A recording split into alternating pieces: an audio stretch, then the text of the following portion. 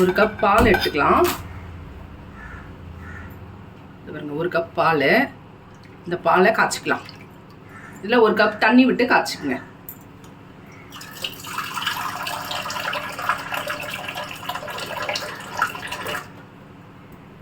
ஒரு கப் தண்ணி விட்டு காய்ச்சிக்கங்க.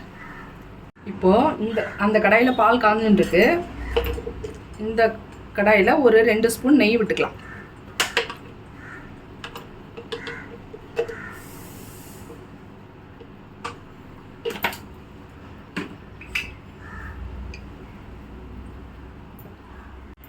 நெய் சூடாயிடுச்சு.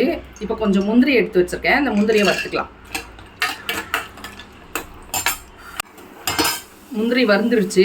இப்போ வந்து நம்ம கொஞ்சம் திராட்சை எடுத்து வச்சுருக்கேன். திராட்சையும் கூடவே போட்டுக்கலாம்.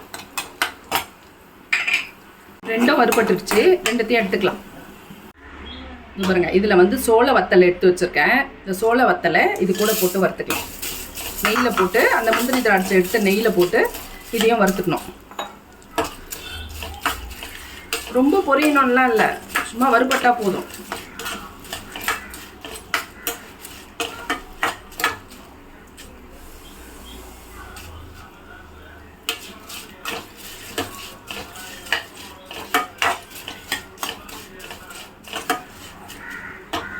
நெய்யில் நல்லா வறுத்துட்டோம்.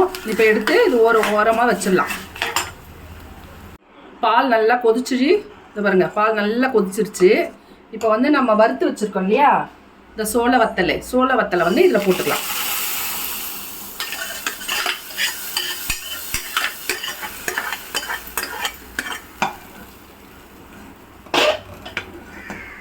அடுப்பை அனலை குறைச்சிட்டு போடுங்க. ஏன்னா நெய்யில் வறுத்துருக்கோம், நம்ம பால் தெரியறதுக்கான வாய்ப்பு இருக்குது. அதனால் அனலை குறைச்சிட்டு போடுங்க. இப்போ வந்து நம்ம முந்திரி திராட்சை வறுத்து வச்சுருக்கோம் இல்லையா, அதையே கூடயே போட்டுக்கலாம். இது கூடவே நம்ம ஒரு அரை கப்பு சர்க்கரை எடுத்து வச்சுருக்கேன். இந்த சர்க்கரையும் இது கூடவே போட்டுக்கலாம். இது அப்படியே கொதிச்சுட்டு இருக்கட்டும். பாருங்க கொதிச்சுட்டு இருக்குது. இப்போது நம்ம ஒரு 3 ஏலக்காய் தூள் பண்ணி வச்சுருக்கேன். அந்த ஏலக்காவும் இது கூடவே போட்டுக்கலாம். அவ்வளோதான், நம்ம சூப்பரான சோள வத்தல் பாயாசம் ரெடி ஆயிடுச்சு.